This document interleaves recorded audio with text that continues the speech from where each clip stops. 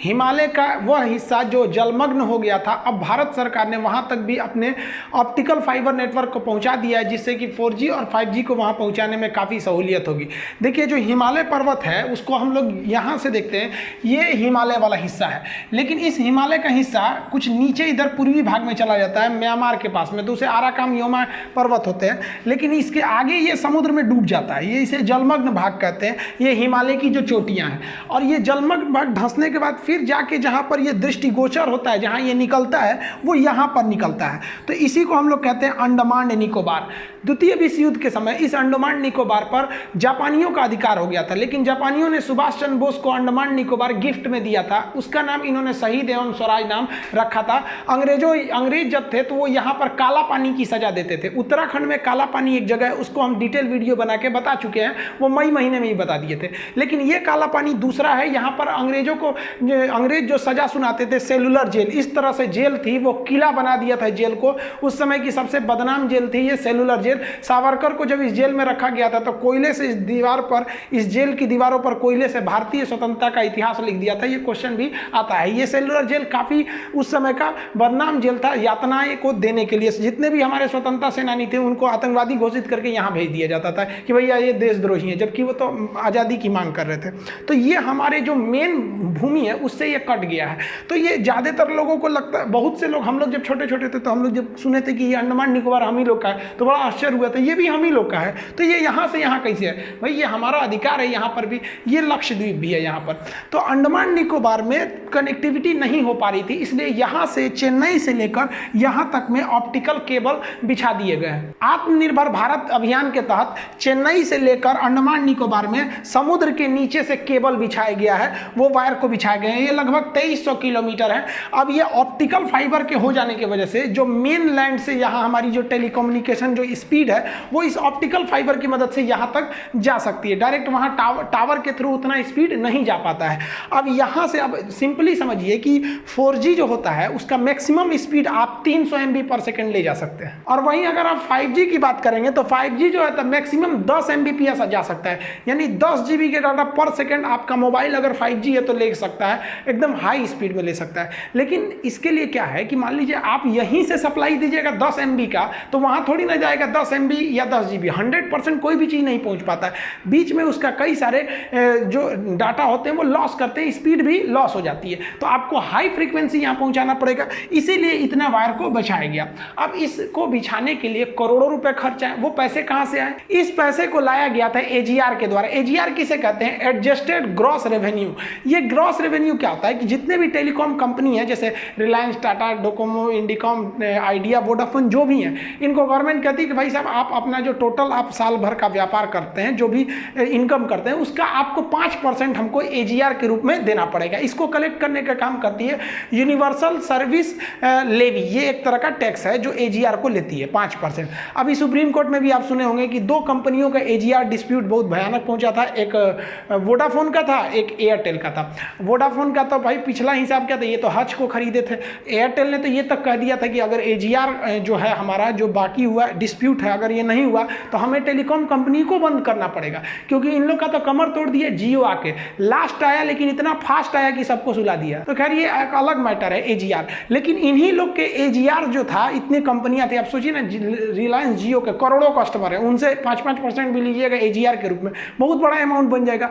ये अमाउंट को BSNL को दिया गया और BSNL इस केबल को बिछाई है। तो आत्मनिर्भर भारत इसीलिए कहा जा रहा है कि BSNL ने इतना बड़ा काम कर दिया, जबकि ग्लोबल 10 कंपनियां, चाइना, अमेरिका की जो कंपनी है, वर्ल्ड लेवल की MNC कंपनियां हैं, वो इसके दौड़ में आगे थी। BSNL ने खुद इसको बिछा दिया। देखिए ऑप्टिकल फाइबर होता क्या, जिसे हम प्रकाशिक तंतु कहते हैं, और इसको बिछाने की क्या क्या चुनौतियां होती हैं। आप बचपन में इस तरह का मेला में, दशहरा में इस तरह का एक इंस्ट्रूमेंट बड़ा मिलता रहता था, नीचे से लाइट जला दी, ऊपर चमकेगा।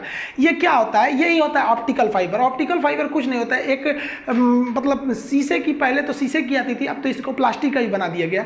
तो उसमें क्या है, खाली खोखला जगह होता है, इस तरह का देखिए एक खाली पाइप होता है, इसी को कहते हैं प्रकाशिक तंतु ऑप्टिकल फाइबर। इसमें क्या होता है, अगर आप लाइट को दीजिएगा तो उस साइड चला जाएगा। जैसे हम यहाँ से टॉर्च जलाएंगे तो टॉर्च की लाइट जाती है तो बिखर के कुछ दूर बाद खत्म हो जाती है। लेकिन अगर हम उसको एक पाइप के द्वारा भेजेंगे टॉर्च की लाइट को, तो उस पाइप के रास्ते से वो एनर्जी का लॉस नहीं करेगी और टकरा के आगे पहुंच जाएगी। इस आप रेड वाले हिस्सा में देखिएगा, ये जो रेड लाइट निकल रही है ये यहाँ पे आ रही है, इसके बाद टकरा के यहाँ चली जा रही है। यहाँ पे बस इतना ध्यान रखना चाहिए कि यहाँ क्रिटिकल एंगल जो होना चाहिए इसका ना, क्रिटिकल एंगल से इसके वैल्यू को थोड़ा सा ज़्यादा रखना पड़ता है। अब ये क्रिटिकल एंगल क्या चीज़ होते हैं, ये फिजिक्स का टॉपिक होता है। और एक चीज़ और चीज़ होना चाहिए कि यहाँ से ये एनर्जी सोर्स बाहर ना निकले, वरना यहीं पे खत्म हो जाएगा। अगर आप इसको बाहर निकलने से रोक देते हैं तो ये यहाँ से जाएगा, यहाँ टकराएगा, यहाँ टकराएगा, यहाँ ऐसे ऐसे घूमते रह जाएगा। अब आपको डिपेंड करता है कि इसको कितना लंबा इस पाइप को आप रखते हैं, इस शीशे के पाइप को। लेकिन शीशे के पाइप को काफ़ी लंबा रखना काफ़ी मुश्किल था, तो इसका काम किया नरेंद्र सिंह कपानी, भारतीय मूल के वैज्ञानिक। इन्होंने एक ऐसा ऑप्टिकल फाइबर बनाया जो फ्लेक्सिबल था, उसको कहीं भी मोड़ सकते थे, और उसमें लाइट जलाइएगा ना तो लाइट उस पर निकल जाती थी। इसके बाद धीरे धीरे वैज्ञानिकों ने दिमाग लगाया कि लाइट की स्पीड बहुत ज़्यादा होती है, तो हमारा जो डाटा था, जो जैसे मान लीजिए आप हमें वीडियो देख रहे हैं, ऑडियो देख रहे हैं, तो इसको इलेक्ट्रिकल सिग्नल में बदल के ऑप्टिकल फाइबर के थ्रू, इसी के थ्रू क्यों ना हम लोग डाटा के माध्यम से ट्रांसमिट कर दें। जैसे आप मोबाइल से बात करते हैं तो आपके पास जो आता है रेडिएशन, वो भी तो एक लाइट फॉर्म में ही आता है, एक रेस के फॉर्म में आता है। तो वैज्ञानिकों ने दिमाग लगाया कि हमको क्या है कि यहाँ से अगर हम लेयर लगा देंगे तो हमारा डाटा लीक नहीं करेगा और स्पीड भी बहुत तगड़ा रहेगा। तो इसलिए एक ये सूचना के क्षेत्र में एक बहुत बड़ी क्रांति आ गई, ऑप्टिकल फाइबर। ये ऑप्टिकल फाइबर ही रहेगा तो ही आपका नेट तेज चल पाएगा। हम भी जो ऐप को लॉन्च करने में इतना लेट हो गया वो इसीलिए कि क्योंकि हम लॉकडाउन में थोड़ा सा घर पे आए हुए थे, तो यहाँ पर ऑप्टिकल फाइबर नहीं था। अब ये ऑप्टिकल फाइबर लग गया, इसलिए इस महीने आपका ऐप आ जाएगा। तो ये ऑप्टिकल फाइबर किसी भी डाटा को काफी तेजी से ट्रांसमिट करता है। इस ऑप्टिकल फाइबर को समुद्र में बिछाना काफी मुश्किल था। मुश्किल ये था कि समुद्र में बिछा दीजिएगा, ठीक है, इसमें मछली आके दांते से बकोट लेगी तो टूट जाएगा, यहाँ पे बहुत सारा दिक्कत था। इसलिए इस और एक और चीज़ था कि आप इसको ज़मीन के रास्ते भी ले जा सकते हैं। आपके शहरों में देखे होंगे ऐसे पाइपलाइन बिछाया जाता होगा ऑप्टिकल फाइबर का। अब मान लीजिए इस पर मिट्टी डालें, दाबे, बारिश से सड़ गया, भीग गया तो टूट जाएगा, सारा डाटा आगे जा ही नहीं पाएगी, सप्लाई रुक जाएगी। तो इसके लिए इसको हम लोग 8 लेयर की सिक्योरिटी देते हैं। टोटली ऑप्टिकल लेयर पे फाइबर पर 8 लेयर की सिक्योरिटी दी जाती है। कैसे? सबसे बाहर जो होता है वो पॉलीमर की सिक्योरिटी दे दी जाती है, वाटरप्रूफ लेयर लगा देते हैं। उसके अंदर एक स्टील लगाते हैं, फिर एक वाटरप्रूफ लेयर लगाते हैं, फिर स्टील के ये रॉड लगा दिए जाते हैं। उसके बाद से यहाँ पर हम लोग वाटरप्रूफ लेयर लगाते हैं, केमिकल लेयर, कई टोटल 8 लेयर लगाते हैं। देखिए यहाँ पे लेयर लगाते हुए एक ये लेयर अलग है, ये लेयर अलग है, यहाँ से अलग, फिर ये, फिर ये, फिर ये, इस तरह से 8 लेयर। अब मेन यहीं पर है आपका ऑप्टिकल फाइबर। इसको सेफ्टी देने के लिए इतना मोटा लेयर लगा दिया गया। अब आप बताइए इसको कौन काटेगा? ये स्टील को तो कोई काट नहीं पाए। मान लीजिए कि ये ऊपर वाला लेयर घिस गया घिसावट से, तो अब स्टील नहीं ना घिसेगा। उसके अंदर फिर एक ठो लेयर लगाया, फिर स्टील है, फिर ये केमिकल का लेयर, पेट्रोलियम का लेयर, इस तरह से करके बहुत ज़्यादा लेयर है। और अंदर से हम इस मामूली ऑप्टिकल फाइबर को लाते हैं। इस ऑप्टिकल फाइबर्स को लाने से यही फायदा होता है कि आपने जो भी वीडियो को रिकॉर्ड किया नेट के माध्यम से जैसे अपलोड करेंगे, वो आपका नेट क्या करता है, इसी ऑप्टिकल फाइबर, हम जो भी वीडियो बनाते हैं इसको तो पूरी दुनिया में कैसे फैला दिया जाता है कोई भी चीज़ को, इसी ऑप्टिकल फाइबर की वजह से, क्योंकि पूरी दुनिया में इसको बिछाया जा चुका है। समुद्र में इन ऑप्टिकल फाइबर को बिछाने के लिए एक बहुत बड़े शिप आते हैं। इन शिप में नीचे में ये ऑप्टिकल फाइबर इस तरह राउंड करके लपेटे गए रहते हैं, यहाँ पर बहुत ज़्यादा मात्रा में ये रहते हैं। और इनको ना यहाँ से इंस्ट्रूमेंट के माध्यम से नीचे ले जाया जाता है। अब इनको नीचे कैसे ले जाया जाता है? तो शिप से देखिए यहाँ पर ऐसे गिरा दिया जाता है। इसमें ये जो गोल गोल देख रहे हैं, ये इसमें इसलिए मार्किंग किया गया है कि ये डूबेगा नहीं, तो पता चलेगा कि किस एरिया के ऊपर ये बिछाया जा रहा है। अब यहाँ से नीचे गिरा दीजिएगा, और एक मशीन होती है जो यहाँ से ड्रॉप कर दी जाती है। येलो कलर की मशीन देख रहे हैं, ये मशीन क्या करती है, मिट्टी को ऐसे बकोट लेती है। तो आगे से इसे मिट्टी को बकोट लेगी, अब पीछे से वायर को बिछाते हुए आ जाएगी और लेवलिंग करके बराबर कर देगा। तो समुद्र के नीचे गया और बिछा दिया गया, और ऊपर से लहरें चलेंगी तो वो भी एक तरह से बराबर कर देगी। लेकिन ऐसा नहीं है कि टूट फूट नहीं होता है। कभी कभी बड़ी बड़ी मछलियाँ आती हैं, घुस जाती हैं तो तरवे काट देती हैं सर, या फिर कुछ और भी दिक्कत हो सकता है। समुद्र के नीचे भूकंप, ज्वालामुखी, बहुत सी चीज़ें आती रहती हैं, सुनामी वगैरह। तो खैर सुनामी तो ऊपर में झटका रहता है, नीचे नहीं। तो उसको लिए भी रिपेयर करने का काम आता है। रिपेयरिंग करने के लिए भी सेम प्रोसेस होता है। एक नाव रहती है, वो नीचे से हुक फंसाती है, पता चल जाता है कहाँ से सिग्नल लीक कर रहा है, हुक फंसाती है और उसको हुक में से ऊपर ले आके खींच लेती है। और इस तरह का एक इंस्ट्रूमेंट होता है। देखिए ये तार इतना पतला है और इधर भी तार इतना पतला है, और बीच में ज्वाइंट करना है। उस ज्वाइंट को करने के बाद इतना मोटा उस पर सिक्योरिटी दिया जाता है ज्वाइंट को लॉक करने के लिए।